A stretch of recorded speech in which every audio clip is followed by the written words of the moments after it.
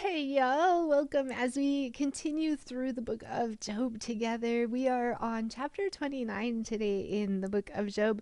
Job and his friends had shared 3 rounds of speeches, and now Job takes time to sum up his defense. In the next 3 chapters, Job will review his life and he will challenge God to either vindicate him or judge him. In this chapter, Job stops to remember the blessings of his past and expresses lament over his current sufferings.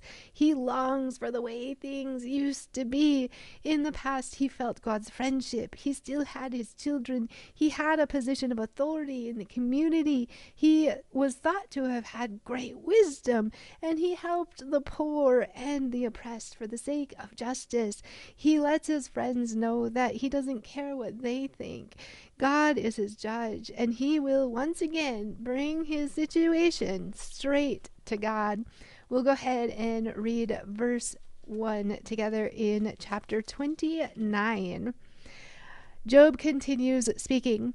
I long for the years gone by when God took care of me, when he lit up the way before me and I walked safely through the darkness. When I was in my prime, God's friendship was felt in my home. The Almighty was still with me and my children were around me.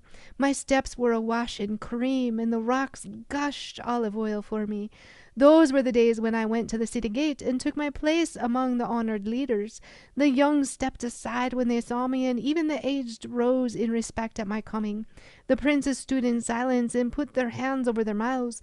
The highest officials of the city stood quietly, holding their tongues in respect. All who heard me praised me. All who saw me spoke well of me, for I assisted the poor in their need, and the orphans who required help. I helped those without a hope, and they blessed me, and I caused the widow's heart to sing for joy. Everything I did was honest. Righteousness covered me like a robe, and I wore justice like a turban. I served as eyes for the blind and feet for the lame. I was a father to the poor and assisted strangers who needed help. I broke the jaws of godless oppressors and plucked their victims from their teeth. I thought, surely I will die surrounded by my family after a long and good life. For I am like a tree whose roots reach the water, whose branches are refreshed with the dew. New honors are constantly bestowed on me, and my strength is continually renewed. Everyone listened to my advice. They were silent as they waited for me to speak. And after I spoke, they had nothing to add, for my counsel satisfied them. They longed for me to speak as people long for rain. They drank my words like a refreshing spring rain. When they were discouraged, I smiled at them. My look of approval was precious to them. Like a chief, I told them what to do.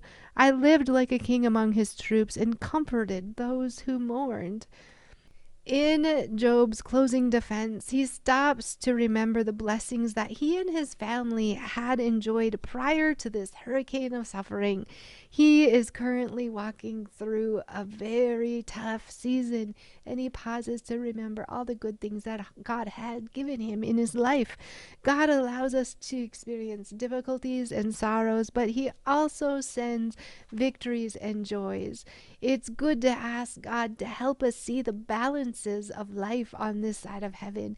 He is preparing us for an eternity with him, and he knows just what we need to grow and mature our faith in him and polish us for an eternity with him.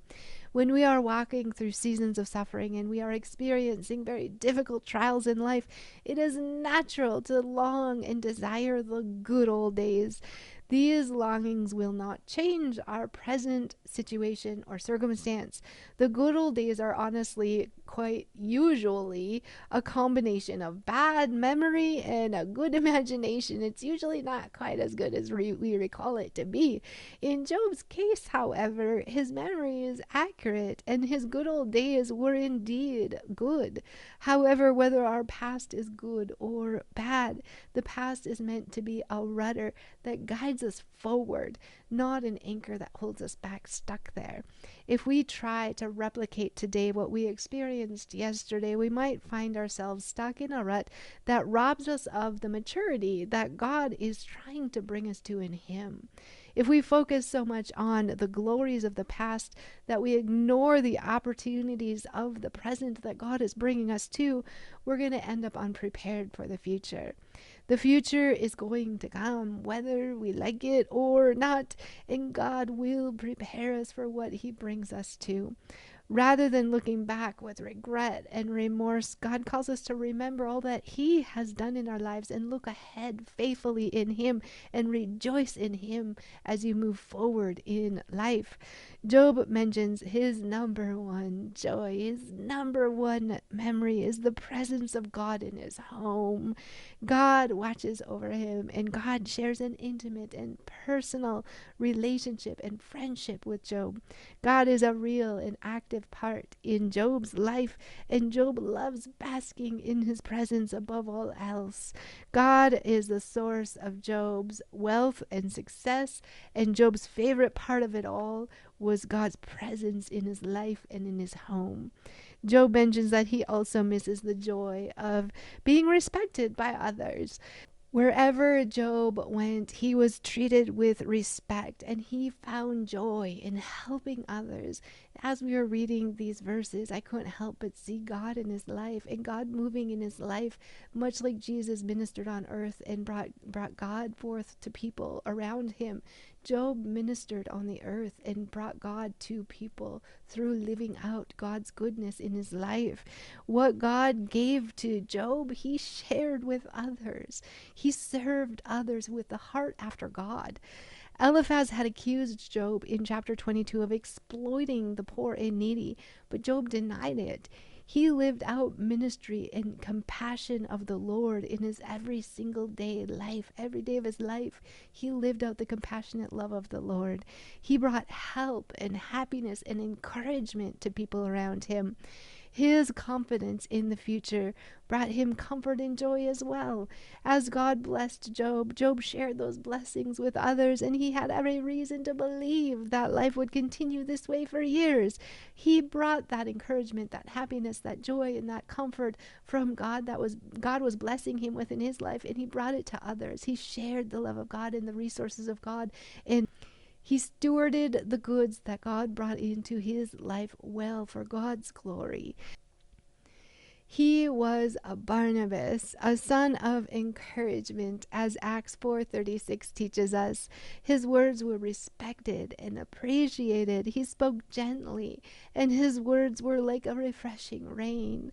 His smile lit up the situation that people were facing around him, and it gave him hope. It gave people hope, and it lit up the world around him as he spoke and encouraged and comforted people. In the midst of his suffering, Job knew that God had a place in his life. He knew he belonged to the Lord no matter what happens in life this side of heaven. And no matter what he goes through in any season, he knew that there was going to be seasons of blessings and suffering. The Lord gives and the Lord takes away. And no matter what, he is determined. He is going to praise the Lord no matter what, regardless of the season he is in. He is going to worship the Lord. And he brings everything to God continually. He still clings to his hope in the Lord. He knew and understood that it is the Lord who gives and it is the Lord who takes away. And regardless, he is going to look up. He is going to praise the Lord. He is going to look to the Lord. He is going to cling to every strand of hope he has left, with every strength that he has left, and he is going to worship until the day he dies. He will worship the Lord. He looks up and clings to God with all that he has got and with all the strength he can muster up. Thanks, y'all. I hope you're having a glorious day in the Lord.